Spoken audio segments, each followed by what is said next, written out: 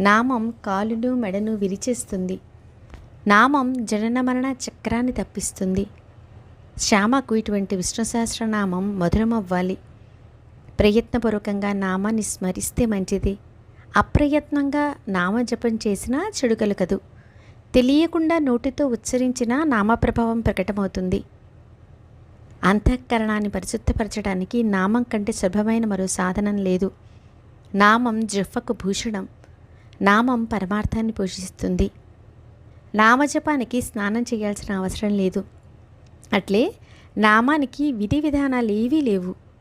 నామ సంకీర్తనలో సకల పాపాలు నశించిపోతాయి. నామం ఎల్లప్పుడూ పావనమైంది. అనవరతం నామాన్ని స్మరించేవారు తీరానికి చేరుకుంటారు. ఇతర సాధనలేవీ అవసరం లేకుండానే మోక్షం హస్తగతమవుతుంది. నా నామాన్ని ఎల్లప్పుడూ జపించే వారి పాపాలు క్షాళనమవుతాయి.